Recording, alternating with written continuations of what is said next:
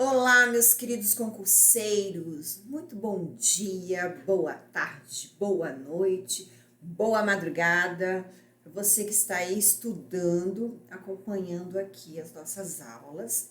Hoje a gente vem com mais um item do edital, um item super importante do edital, um item que despenca em provas de concurso, sempre presente em provas, e que não tem muita novidade para ser explorada. E isso facilita muito os nossos estudos, que é a Lei 5.081/66, é a lei que legaliza, que nos ampara, que nos dá o amparo legal e que nos dá toda uma amplitude de atuação. Graças a essa lei 5.081/66, que a gente pode praticar tudo que aprendemos em odontologia. E isso traz, né, um pouco de conflitos no dia a dia em relação à medicina, muitas vezes, ou em relação a algumas outras áreas, às vezes algumas lides jurídicas em relação ao que podemos ou não podemos fazer, uma vez que nós temos uma lei, como eu disse, nos amparando de uma maneira bastante ampla. Então é muito legal estudar a Lei 5.081. Dá para a gente fazer um bom trabalho aqui didático, são apenas 7 artigos, não são muitos artigos, sendo que um deles até já caiu em desuso, já não está mais válido. Então a gente tem aí 2 artigos principais, né, que é o 6º e o 7º, falando das nossas competências e falando das nossas proibições. E então as provas não dão uma misturada em relação a isso. Alguns pontos que a gente tem para observar é em relação a algumas resoluções que o CFO lançou posteriormente, nos últimos tempos, que são um pouquinho contraditórias à Lei 5.081. Mas nada que altere muito, uma vez que a questão é só, então, do aluno ter essa percepção, esse discernimento entre as legislações e prestar atenção na hora ali do enunciado da prova em o que a banca está cobrando. A banca está se referindo à Lei 5.081. Vocês já saberão o que devem responder e qual é a resposta. Tá? Então vamos lá, vamos conversar sobre isso. Montei uma aula bem didática pra gente, bem legal aqui, que com certeza vai ajudar vocês a gabaritarem, e vem uma questão de 5.081, será uma questão acertada, com certeza vai ser uma questão aí que a gente vai pontuar. Bom, meus queridos, então vamos lá. Deixa eu colocar aqui em tela. Muito bem. Lei 5.081, vamos lá. Primeiramente, né, vamos à Constituição Federal. Artigo 5º da Constituição Federal traz um outro amparo, né? Antes da Lei 5.081, nós temos um amparo pela Constituição em relação à nossa escolha do nosso ofício, do nosso trabalho, da nossa profissão.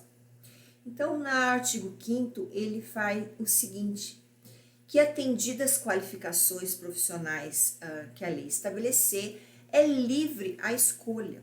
Então, nós moramos num país de regime democrático, onde nós temos uma liberdade de escolha de profissão e que apenas a gente deve, né, observar os dispositivos legais, ou seja, a profissão vem com um dispositivo legal, a profissão vem com um amparo legal, do qual a gente precisa respeitar, que é exatamente o que nós vamos ver agora na Lei 5.081/66, que é a lei que legaliza a profissão da odontologia.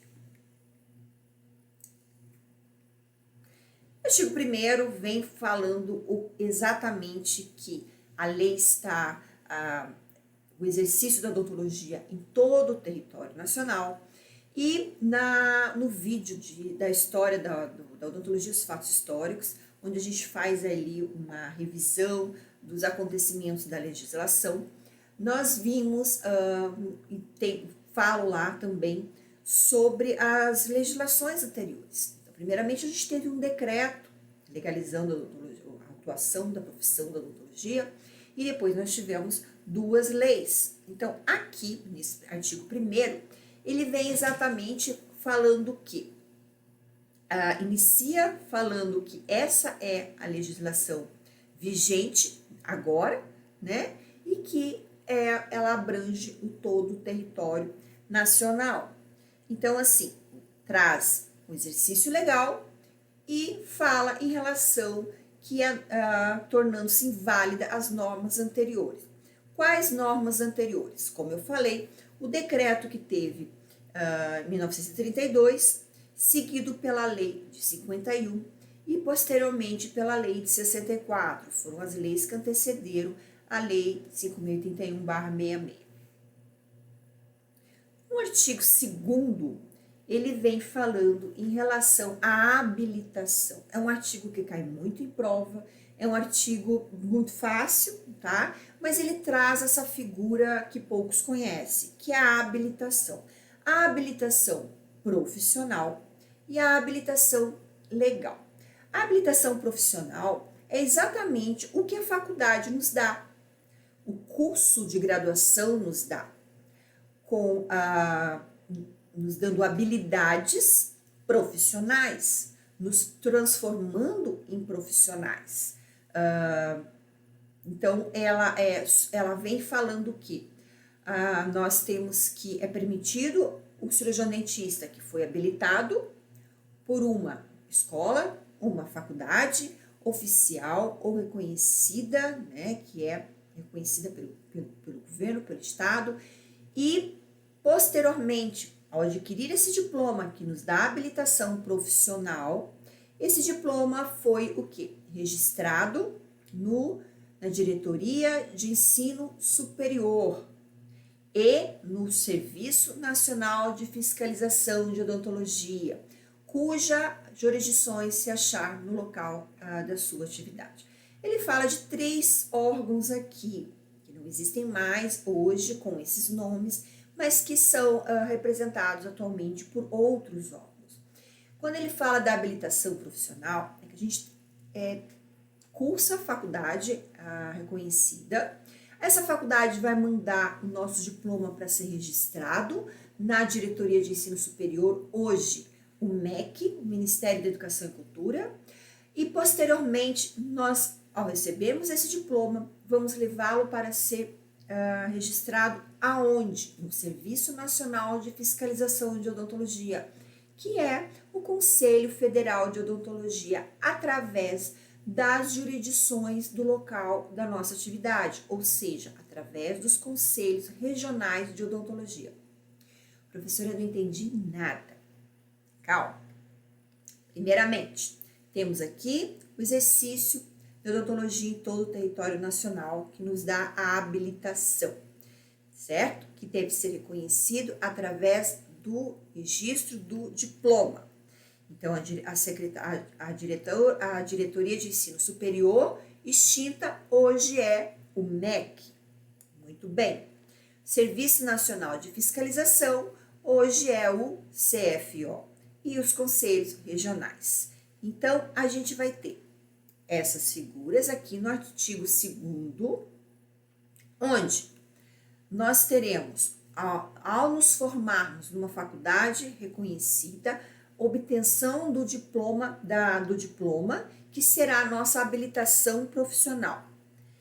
Esse diploma, registrado pelo MEC, posteriormente vai ser reconhecido, registrado pelo Conselho Federal de Odontologia, através dos conselhos regionais, que vai nos dar a nossa habilitação legal. Resumindo, a habilitação profissional nós adquirimos com a aquisição do diploma. A habilitação legal com o registro desse diploma no CRO. Ok? Muito bem? Artigo 2º, conferido. Artigo 3º vem falando dos estudantes de escolas estrangeiras.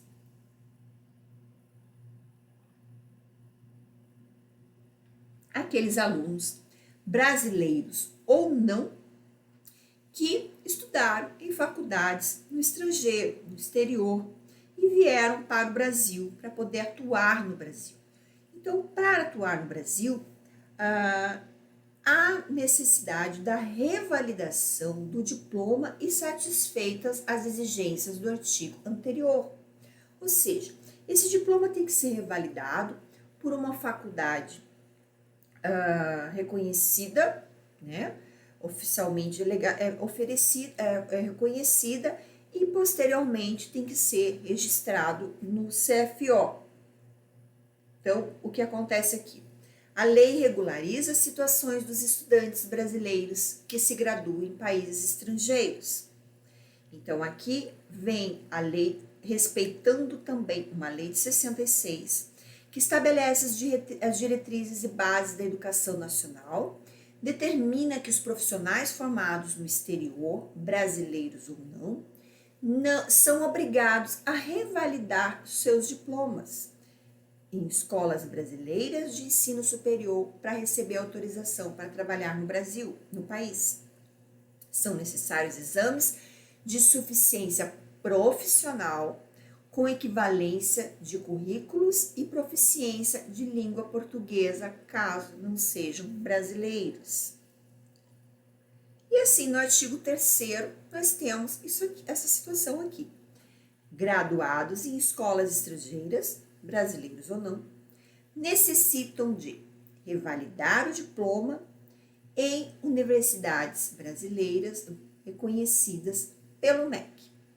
Na sequência, obviamente, aí ele vai conseguir a habilitação profissional e aí faça necessário a habilitação legal através do registro no CFO e CRO.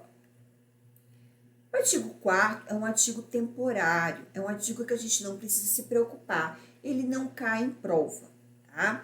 É um artigo que fala sobre uma situação temporária que houve com alguns profissionais que se formaram em faculdades que tinham uma autorização por um determinado período, e isso aconteceu, isso veio no decreto de 45, onde eles haviam autorização para atuação, e posteriormente houve necessidade, então, de ser registrado o diploma, validado esse diploma, até a data dessa lei de 5.081. Então, como ele teve uma previsão temporária, tá? Refere-se a uma situação profissional de dentistas diplomados por faculdades que funcionavam com autorização do governo. E aí havia uma necessidade de comprovação da habilitação para o exercício até o dia 26 de agosto de 1966. E aí, então, esse artigo já não há mais a necessidade dele. Artigo 5º. O artigo 5º, ele vem reforçando o artigo 2º, quando fala da habilitação profissional e da habilitação legal, para que não haja nenhuma brecha na lei, onde alguém possa atuar sem as devidas habilitações, os devidos registros e as devidas qualificações. Então, ele vem traz a seguinte situação: é nula qualquer autorização administrativa a quem não for legalmente habilitado para o exercício da odontologia. Legalmente habilitado é quando a gente tem um registro do CRO. Para ter o registro CRO, há necessidade de ter a habilidade profissional. Se você não tem habilidade profissional, você não terá habilidade legal. Ou seja, não existe nenhuma autorização administrativa que mude essa situação, tá? Então, aqui são expressos os requisitos para o exercício lícito da odontologia. Então, o artigo vem ratificando uma determinação, tá? Fazendo com que não haja nenhuma exceção. A habilitação profissional, só relembrando, é dado com a aquisição do diploma em universidades autorizadas. Esse diploma registrado no CRO vai nos dar a habilitação legal. Muito bem, vamos ver uma questão, tá? Vamos gabaritar aqui. Não sei porque já apareceu aqui, não era para estar aqui. Houve algum erro na minha edição, tá? Mas, em todo caso, a questão é para a gente aprender, me perdoem aqui, houve um erro na minha edição. Foi uma questão que caiu em 2017, falando, olha só como enunciado traz, sobre a Lei 5.081, regulamentadora do exercício da odontologia legal, é incorreto afirmar. Então, ela já traz aqui a questão bem claro do que ela está pedindo do incorreto, tá? Então, é nula qualquer autorização administrativa a quem não for legalmente habilitado para o exercício da odontologia. A gente acabou de ver isso aqui. No artigo 5º, ele traz exatamente essa previsão. Letra B, infelizmente aqui já está aparecendo aqui a resposta, era para ser inserido posteriormente. O exercício da odontologia no território nacional só é permitido ao cirurgião dentista habilitado por escola ou faculdade oficial reconhecida, após a revalidação do diploma. A revalidação do diploma, ela é obrigatória para os estudantes que se formaram em escolas no exterior, né? Para quem se formou em escola no Brasil, dentro do território nacional, não há necessidade da revalidação. Por isso que essa é a que está errada. Vamos ver a letra C. Poderão exercer a odontologia no território nacional os habilitados por escolas estrangeiras após a revalidação e o registro do diploma na Diretoria de Ensino Superior, MEC, no Serviço Nacional de Fiscalização da Odontologia, CFO, sob cuja jurisdição se achar no local de sua atividade, CRO. Perfeito, exatamente o que fala no artigo 3º. E aí, na letra D ainda, falando que permite, né, a Lei 5.081, como diz o enunciado, permite ao cirurgião dentista as permissões, a gente vai ver no próximo artigo, tá? O artigo 6º que fala das permissões, o artigo 7º fala das proibições. Mas, falando aqui, né, as permissões, prescrever e aplicar medicação de urgência em caso de acidentes graves que comprometam a vida e a saúde do paciente. Está correta, mas eu vou falar sobre ela lá aqui na frente, tá? Daqui um pouquinho mais a gente vai falar sobre essa letra D. Mas sim, está exatamente a letra da lei, tá? Muito bem? Vamos continuar. Então, artigo 6º, como eu falei, ele vai falar das competências. É o artigo que fala tudo o que nós podemos fazer. E aqui o legislador foi extremamente iluminado, que o legislador nos deu uma amplitude, uma possibilidade de atuação muito grande, tá? É onde a Lei 5.081 nos é um imenso guarda-chuva, uma imensa cobertura, nos ampara amplamente. Então, nesse artigo 6º, ele vai enumerar as nossas atividades que podem ser desempenhadas pelo cirurgião dentista. E vocês verão que são muitas, tá? Primeira, já vem a número 1, já vem com tudo.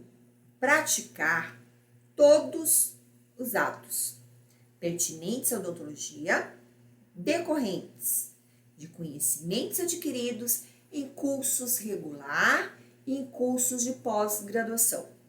Ou seja, tudo o que a gente aprender na graduação, nos cursos de atualização, nos cursos de capacitação, nos cursos de especialização, tudo que a gente aprender, nós podemos atuar, nós podemos praticar, tá?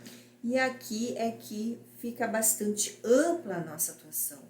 É que aqui muitas vezes existem alguns conflitos com a medicina, porque chega-se de uma maneira técnica ou científica, ou enfim, que a gente está invadindo a área, e aí vem muitas vezes uma certa discussão, muitas vezes levado ao judiciário, mas o fato é que se a gente tem cursos que estão regulamentados pelo MEC, ou seja, estão dentro estruturalmente, didaticamente, dentro das diretrizes, que deve ser formado um curso, porque o MEC não vai avaliar conteúdo, tá? Nesse caso, nós podemos, tudo que aprendemos, estarmos praticando simplesmente pelo fato de sermos graduados, tá?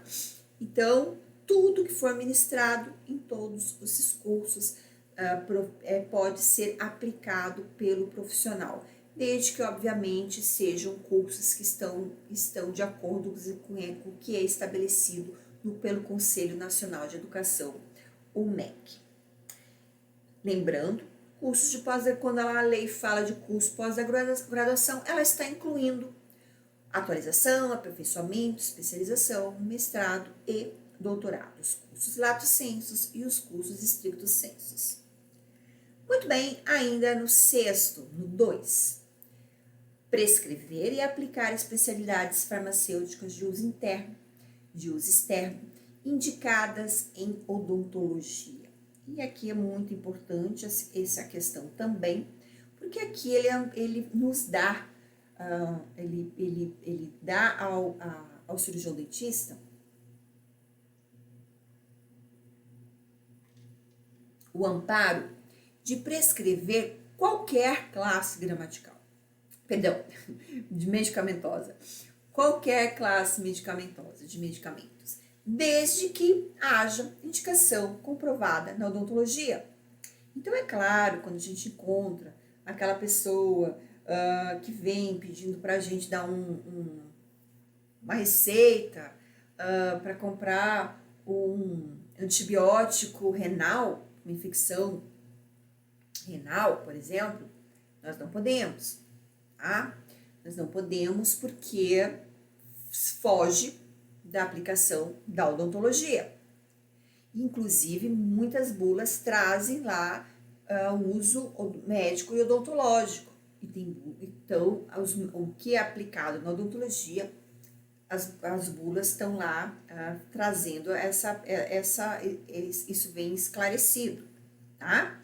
Então, o cirurgião dentista, portanto, deve dominar os requisitos farmacológicos, quanto dose, tempo de duração, tempo de latência, os efeitos colaterais e as contraindicações, tá? Lembrando que a gente tem aí uma resolução recente, de 2019, a 199, que vem justamente falando sobre essas prescrições medicamentosas, as nossas atuações, as prescrições medicamentosas. Vale aí a leitura e conferir também a resolução. Ainda lembrando que, em casos de manifestações clínicas de doenças sistêmicas na cavidade bucal, nós não podemos tratar, certo?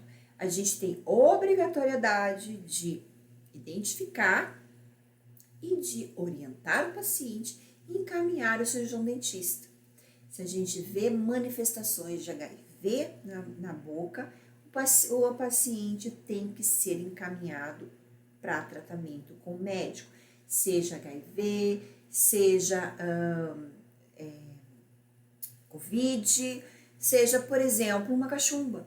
O paciente vai estar com aquele incômodo, aquela dor, pode achar que é dentário, que é devido a uma origem, sei lá, terceiro molar, nos procurar, a gente verifica, né, que não que é devido à cachumba, devido à inflamação ali da glândula, mas nós não podemos tratar, né? A gente tem que encaminhar para o médico, tá? Porque não está relacionado com a prática odontológica. Portanto, não podemos prescrever medicamento. Nem nessas hipóteses, não podemos fazer medicações porque não estão relacionadas com a prática odontológica, tá bem? Ainda falando de medicamentos, tá? O cirurgião dentista, caso ele faça uma prescrição fora da sua área de atuação, ele estará cometendo um ato ilícito previsto no Código Penal. Artigo 282 do Código Penal, ato ilícito da medicina, por exceder os limites da sua atribuição. Lembrando, né, que as bulas, elas vêm com a descrição para uso médico e odontológico em relação aos medicamentos. Muito bem, lei, voltando para o artigo 6º, né, compete ainda ao cirurgião dentista atestar no setor de sua atividade, atestar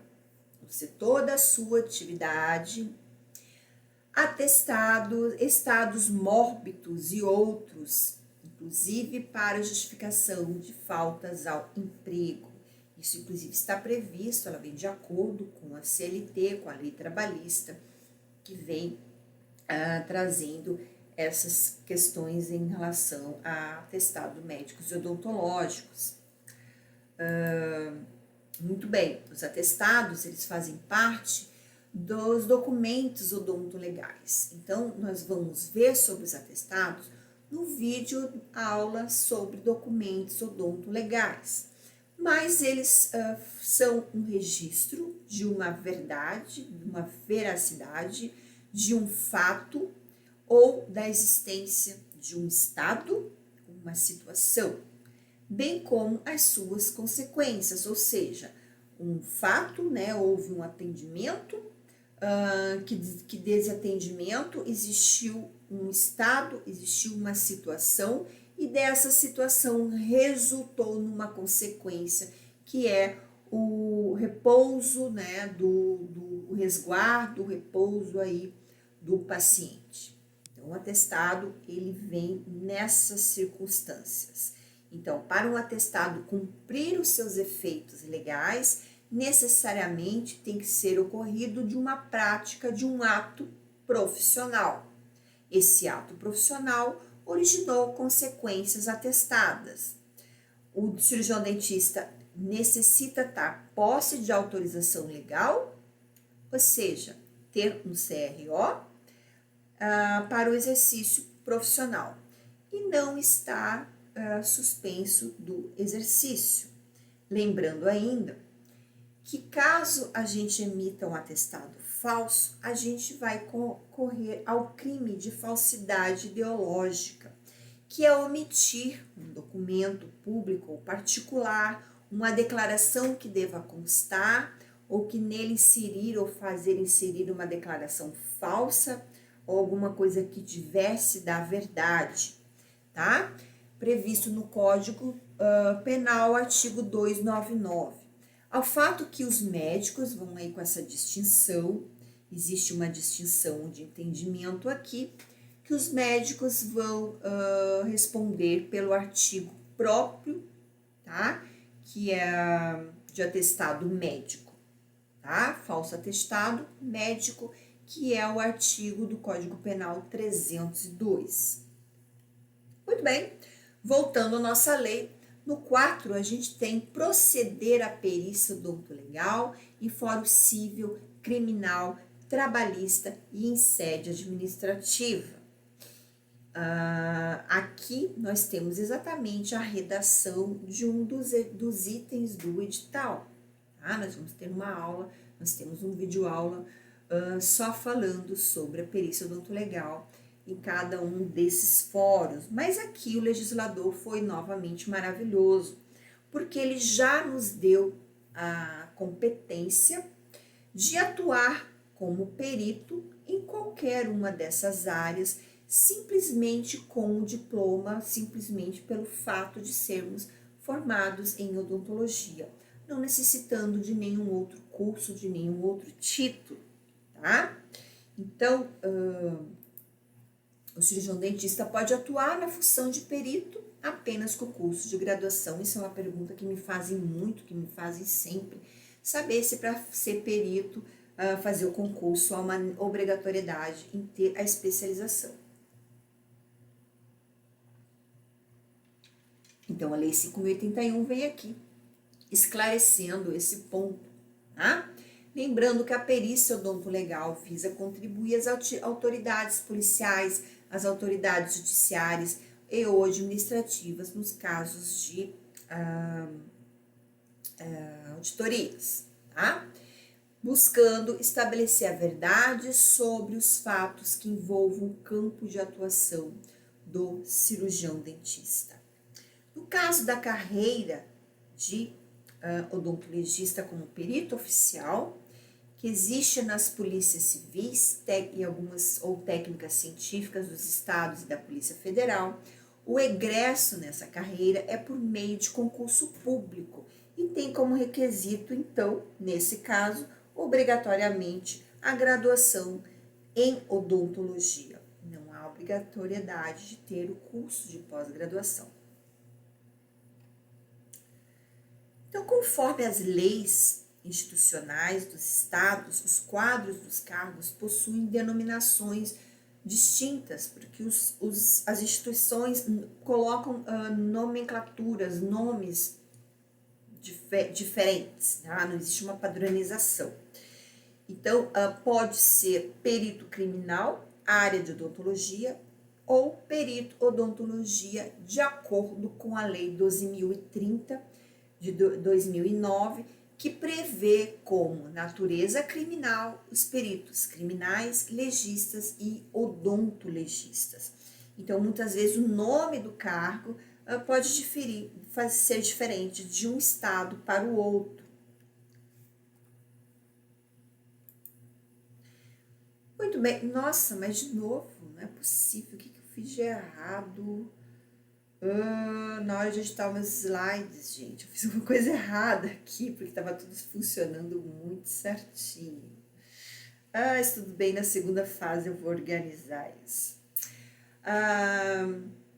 Aqui o que é uma questão, é também uma questão recente, aqui do concurso recente, onde fala o perito odontologista tem direito garantido de atuar nas áreas. E aqui a gente traz, então, leitura da Lei 5.081, né? Onde já tem garantido a Lei 5.081, já traz essa competência, que é nas áreas criminal, civil, trabalhista e administrativo. Uma questão muito simples, muito fácil, tá? Nas letras anteriores, ela vinha familiar, tá? Não existe familiar, tudo que vem de assuntos familiar está dentro da esfera civil. Regulatória nem existe, essa regulatória foi uma invenção aí da banca. Na letra C, penal, trabalhista, civil, de novo, regulatória. Na letra D, penal, familiar, então ele vem com esse familiar. E na letra E, trabalhista, administrativo, civil e familiar. Então, sendo a letra B aqui o gabarito, tá? Conforme a Lei 5.081, tá? Onde a gente tem lá no artigo 6º nas competências. Bem facinho a questão. Muito bem, então, seguindo na 5.081 em relação às competências, a gente tem aplicar anestesia local e troncular em relação a questões anestésicas. Então, já vem a lei trazendo essa competência que a gente pode fazer anestesia local e troncular.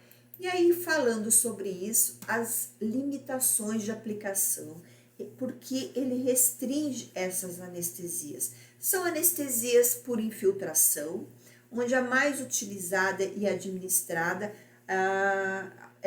através de 3 procedimentos. A gente faz infiltração em tecidos submucosos, infiltração por penetração diploica, que atua nos tecidos esponjosos através do periósteo, e também por condução troncular, que atua no bloqueio do ramo nervoso na entrada ou mesmo na saída, quando a gente faz aí a aplicação próximo aos forames, né, que a gente faz as anestesias tronculares. Então, ainda nas competências, o legislador lá em 66 trouxe também um outro respaldo, tá? Um respaldo que ia ter um desenrolar futuro, que é empregar analgesia e hipnose, desde que comprovadamente habilitado, quando constituírem meios eficazes para o tratamento. Acredito que o legislador, naquela época, entendeu que poderia haver métodos mais modernos de analgesia, inclusive técnicas de hipnose, que comprovadamente poderiam ser eficazes para o tratamento, e que ele já previu que então a necessidade de haver uma habilitação comprovada, que o CFO então legislasse nesse sentido de exigências de habilitação. E foi exatamente o que aconteceu posteriormente, bem posteriormente, tá? A lei em 66 recepcionou essa atuação dos cirurgiões dentistas nas práticas analgésicas, e aí trouxe essa necessidade de comprovação de habilitação através de normas complementares posteriores, tá? E aí a gente vai ter, posteriormente, então, a questão, por exemplo, da analgesia inalatória, com utilização do óxido de hidrogênio com oxigênio, né, nitroso, que é bastante utilizado em odontologia em vários países. E aí aqui a gente vai ter a resolução de 2004, a resolução 51, que vem regulamentando as normas para essa habilitação do cirurgião dentista e a aplicação da sedação consciente com óxido nitroso. Em relação ainda à hipnose, em 2008 o CFO emitiu então uma resolução trazendo então as exigências necessárias para a prática da hipnose, bem como a habilitação.